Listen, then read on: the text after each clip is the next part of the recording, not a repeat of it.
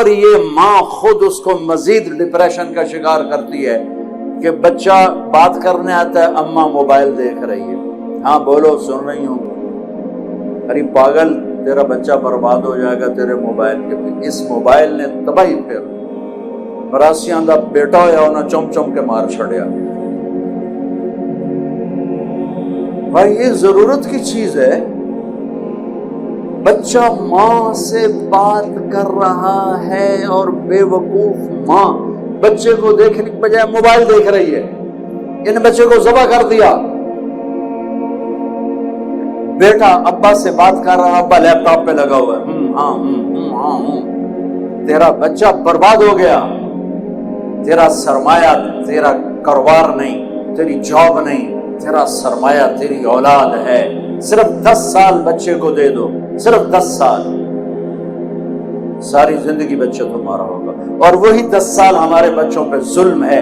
3 سال کے بچے کو اسکول بھیجنا، مجھے پتا ہے میری کوئی نہیں سنے گا، میری کوئی نہیں مانے گا، کچھ میری حمایت تو کر دیں گے ٹھیک کر رہا ہے، کچھ کہیں گے مولوی میں ہمیں کھپتا پیا۔ 3 سال کے بچے کو اسکول بھیجنا بچے پر ظلم عظیم ہے۔ میرا نبی کہتا ہے 7 سال تک نماز بھی نہ کہو، نماز جیسی چیز سے روکتا ہے۔ 7 سال نماز بھی نہیں کہنا، کیا کرنا ہے؟ گود دو، پیار دو، نصیحت بھی نہیں کرنی، بلکہ بچے کے ساتھ بچہ بن جانا ہے۔ میرے نبی قاب قوسین او ادنی، اللہ اکبر، اور وہ حسن حسین کے لیے گھوڑا بنوے سے۔ کہاں گئے میرے بچے، کہاں ہیں؟ ان کاروباریوں کے پاس نہ بیوی کے لیے وقت ہے نہ بچوں کے لیے وقت ہے، یہ ہیں اور موبائل ہے۔ روٹی کھاتے بھی کاروبار کر رہے ہوتے ہیں، لعنت ہے ایسے کاروبار پر۔ تم نے کبھی دیکھا ان بڑے مالداروں کی لائف کوالٹی کتنی برباد ہو چکی؟ لائف کوالٹی، گاڑی نہیں، گاڑی بہت بڑی ہوگی، مرسیڈیز ہوگی، BMW ہوگی، لیکن لائف ایک چپڑاسی سے بھی گندی ہوگی کہ یہ روٹی بھی سکون سے نہیں کھا سکتی، یہ سو نہیں سکتی۔ ارے ہمارا معاشرہ اس قدر جاہل ہے۔ ایک دفعہ میرا موبائل کھلا رہ گیا، سو گیا، سردیوں کا زمانہ، 12 بہت دیر سے بجتے ہیں، تو کوئی 1 بجے گھنٹی بج گئی۔ میں ڈر گیا کہ یا اللہ خیر ہو، رات کا 1 بج رہا ہے اور گھنٹی بجی ہے، 1 بجے تو کوئی خیر کی خبر نہیں ہوتی ہے۔ تو میں پریشانی کے ساتھ میں نے فون اٹھایا، میں نے کہا جی او جی پوچھنا سی ٹائلٹ بندہ دعا پڑھ سکتا ہے کہ نہیں؟ کہ پھٹے منہ تیرا، اوے اٹھو دے پٹھیا کھڑی تو ایک ٹائم کی ہوئے۔ تو ہمارے لوگوں کا موبائل کا یہ حال ہے، میسج پہ میسج کیے جا رہے ہیں۔ ارے بھئی اگلا کسی کام میں ہوگا، کیے جا رہے ہیں۔ پھر آخر میں کہتے ہیں اگر وزیر اعلیٰ تمہیں میسج کرتا اس کا تو تم اٹھا لیتے، مجھ غریب کا کہاں سے اٹھاؤ؟ میں کہتا تو وزیر اعلیٰ سے بڑا ظالم ہے جو مجھے ٹوائلٹ میں بھی نہیں چھوڑ رہا۔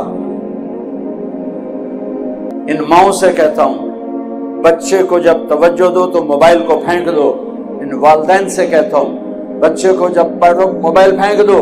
میرے نبی جیسی شہنشاہ ہے ہستی والے حسن حسین کے لیے آتے تھے، میں نے آپ کو فزیکلی شکل دکھائی ہے، اور فرماتے آؤ بچوں میرے اوپر بیٹھ جاؤ۔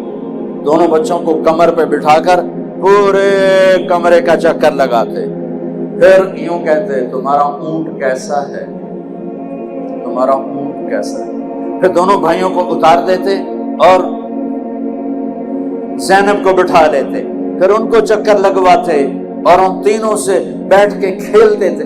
7 سال حسن کی عمر، 6 سال امام حسین کی عمر، اور ان 7 سال میں 7 نصیحتیں بھی اپنے بچوں کو نہیں کی، صرف ٹائم دیا، صرف ٹائم دیا، صرف ٹائم دیا۔ آج کی ماں بچے کو ٹائم نہیں، کھلا دیتی ہے، پلا دیتی ہے، سلا دیتی ہے، ٹائم نہیں دیتی۔ کبھی اس کے ڈرامے، کبھی اس کا موبائل، کبھی اس کی میسیجنگ، اسی میں وہ برباد ہو جاتی ہے، اپنے بچے جیسی دولت کو ضائع کر دیتی ہے۔ بچوں کو ٹائم دینا، ان کے ساتھ بچہ بن کے بیٹھنا، نصیحتیں اوور لوڈ ہو جاتی ہیں، اوور کر دیتے ہیں. محبت دو، محبت دو، محبت دو، ٹائم دو. میرے نبی کی خوبصورت زندگی کہ آپ حسن حسین کی کشتی کروا رہے، اتنے آپ پر کتنے غم تھے، کتنے صدمے تھے، کتنے درد تھے، اور آپ بچوں کے ساتھ کھیل رہے، کشتی کروا رہے حسن حسین کی. تو حسین ذرا کمزور ہو رہے تھے چونکہ حسن بڑے تھے اور حسین چھوٹے تھے، تو آپ حضرت حسین کو تھاپڑے مار رہے تھے ان کے، شاباش حسین، شاباش حسین، شاباش، اے ہے یا حسین. تو حضرت فاطمہ بھی بیٹھی دیکھ رہی تھی. وہ کہنے لگے یا رسول اللہ آپ ساری شاباش حسین کو دے رہے ہیں، کوئی تھاپڑا حسن کو بھی مار دیں. وہ جو ماں تھی تو اس کو دوسرے کا. تو آپ نے کہا فاطمہ میرے پاس جبریل کھڑا ہوا ہے، وہ حسین کو تھاپڑے مار رہا ہے، میں بھی حسین کو تھاپڑے. کشتیاں ہو رہی ہیں، ٹائم دیا جا رہا ہے، کھیل رہے ہیں. تو پھر وہ جنت کے سردار بنے.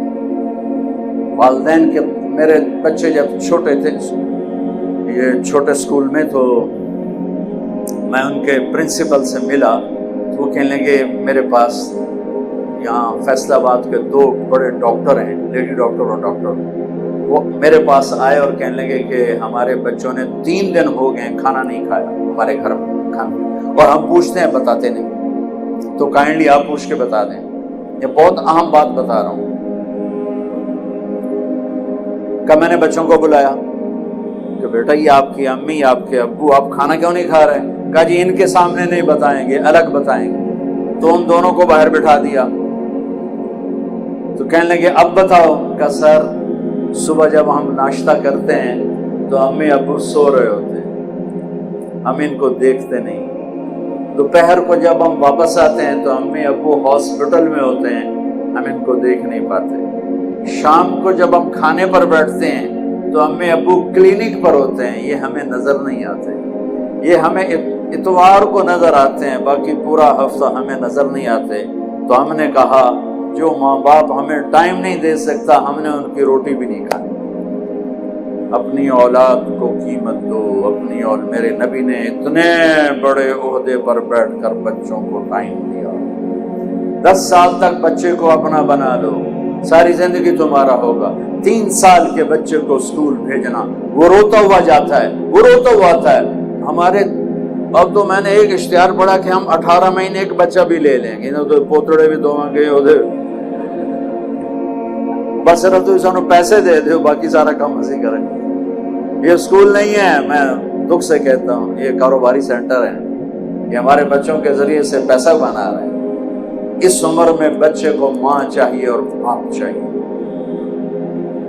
ایک ماں 2 بچے نہیں سنبھال سکتی اور کہتی اسکول بھیجو میری جان چھوٹے. تو ایک عورت جس کی تنخواہ بھی مشکل سے 25, 30, 40 ہزار ہے، وہ 30 بچوں کو کیسے سنبھالے گی؟ کبھی سوچا آپ؟ ایک اسکول ٹیچر لطیفہ ہے، بچوں سے کہنے لگی بچوں بولو CUP سب، سب سمجھتے ہو نا؟ سب بولو بچوں CUP سب. تو بچے کہنے لگے مس CUP کب ہوتا ہے؟ کہ نہیں بیٹا بولو CUP سب. بچوں نے پھر کہا مس CUP کب ہوتا ہے؟ مس نے کہا بچوں اتنی تھوڑی تنخواہ پہ CUP سب بھی رہے گا، کب نہیں. اب یہ بیوقوف مائیں جو اپنے بچے کو خود نہیں سنبھال سکتی، جسے جنا ہے 30 بچوں کو سنبھالنے والی، 30,000 لینے والی، سنبھالے گی؟ اپنے نبی کی زندگی پڑھو، آپس میں پیار محبت سے رہو. بچے والدین کو ٹائم دیں، والدین بچوں کو ٹائم دیں. گھر میں روزانہ ایک ایسی مجلس لگاؤ جس میں موبائل بیوی کا بھی بند ہو، باپ کا بھی بند، خامد کا بھی بند ہو، بچوں کا بھی بند ہو، صرف آپ. یعنی عجیب معاشرہ ہو گیا ہے. اس موبائل نے ایک ہاتھ میں 7 بر اعظم جمع کر کے پکڑا دیے اور ایک چھت کے نیچے بھائی بہنوں کو دور کر دیا. سب اپنے اپنے اس میں لگے ہوتے ہیں. سب